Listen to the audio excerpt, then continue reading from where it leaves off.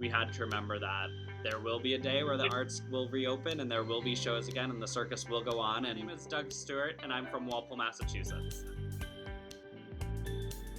Hello. Welcome back to another episode of Circus Hiatus, our online mini-series where we interview circus artists around the globe to hear how their careers have been impacted by the coronavirus pandemic. I'm Aaron Marquis with the Contemporary Circus and Immersive Arts Center. On today's episode, we're speaking with Doug Stewart, founder and operations director of Cirque Us, a New England-based circus company that has been touring parts of the US for the last several years. Cirque Us was just about to launch what was going to be one of their most successful tours until, well, you guessed it, coronavirus pandemic. Let's go to the interview.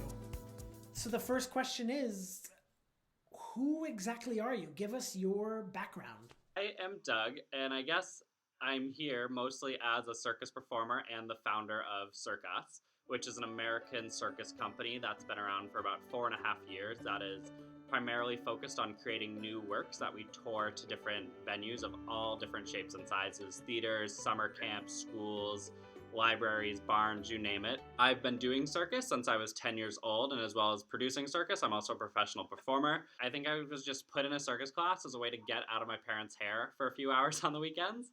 There was a gymnastics school that was a few towns over from me, and they had this gymnastics and acrobatics program. And in that program, there was also aerial silks, there was some juggling, there was some tumbling, and it was just a little bit of everything. And there are a few members of that program that were touring with Circus Marcus. And so when I was 10 years old, I went with that program to see Circus Marcus, and I just was 10 years old and I was just mesmerized. I was like, this is what I want to do. I want to do circus. I want to do Circus Smirkus. And that was all I had my eyes set on. This is what I need to do. I need to be doing circus. You see Circus Marcus. When's the first time you actually joined Circus Marcus? So I saw the show at 10 and I was too late to see it that summer. And it took about until 2010 when I went to camp for the first time and auditioned for tour a few times along the way. And then I was 18. I ran away with Circus Marcus the day of my high school graduation, which I literally walked across the stage, picked up my diploma, got in my car, and drove off to the circus. And I got into the Big Top Tour, and it was directed by Troy Wonderly and Jesse Dryden. So you did that at age 18. What happens after Circus Marcus? So then I toured with Circus Smirkus, and then I went to the New England Center for Circus Arts, but I did the intensive program, and my coach was actually Jamie Hodgson, and she was one who got me hooked on rope, and she became my rope coach. And after NECCA? So I did NECCA for 1 year, and then I had a midlife crisis and transferred to Columbia College Chicago to study theater. About 2 months into college, I dropped my theater degree and switched to business of live and performing arts, which I studied for 3 years in Chicago. And during that time, I trained at Aloft Circus Arts, so I got introduced to a whole different world of circus. And I also discovered Chicago's Midnight Circus. And I started working with them, and I worked for them with Jeff and Julie Jenkins in Chicago for 4 years. So at what point, studying business of live and performing arts, do you go, I want to start a circus?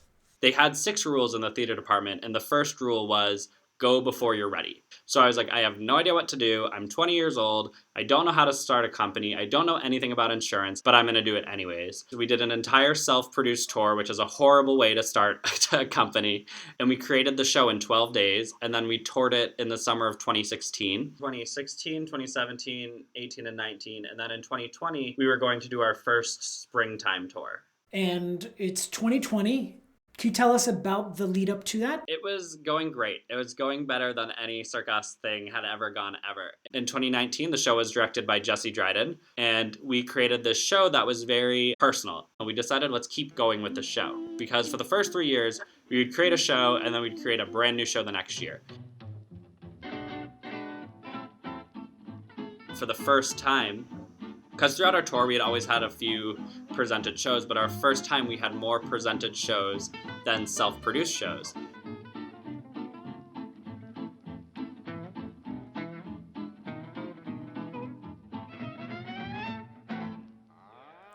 And I guess now's a good time as any to say that the Contemporary Circus and Immersive Arts Center was actually going to present Cirque Us here in Troy, ragtag, and you're wearing the shirt, which is perfect.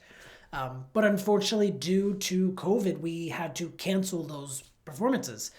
It was about middle of March this year where we started seeing the news and we started seeing that things were going to get canceled. And our cast had already been like in the deep of this rehearsal process. They had been in it for about a week and a half before we started realizing that canceling the tour was probably the most likely thing in our future. Things are starting to turn and you guys make the decision to cancel the tour. Do all of the artists go home? What happens? We made the decision to cancel the tour, but it was still a week until the opening day. And so we didn't want our hard work to go to waste. So we decided to do a live streamed show for the people that had bought tickets, for the people who had seen our shows year after year. And at this point, the tour is canceled. What is the plan? A lot of our cast members work on cruise ships and work for other companies, and so we're not just available to throw a show together last minute. It's too hard for us to book a tour for anything before 2021. So you're a circus artist. What are you doing now in this weird time? How are you keeping yourself active or creative? I am fortunate enough that I have the Cirque Us headquarters is my basement. So I actually have the full touring Cirque Us equipment in my house. So I have my freestanding rig set up outside. Are you worried for the future of the performing arts industry? In the short term, yes. In the long term, no. Humanity, for as long as it's been around, has been drawn to storytelling. And I think in the short term, there's going to be a lot of job loss. There's going to be a lot of small companies that close, which is why we're so thankful we were able to cancel our tour before we actually hit the road and before our expenses actually started building. Doug, thank you so much for taking the time to talk with me. I think what you're doing is incredible. We need more circus producers like you to get out there and start before they're ready. Thank you so much for having me. This was great. I want to thank Doug for joining us today. If you'd like more information on Cirque Us, you can find them online at www.thecircus.com. If you'd like more information about the Contemporary Circus and Immersive Arts Center, you can find us at www.cciac.us.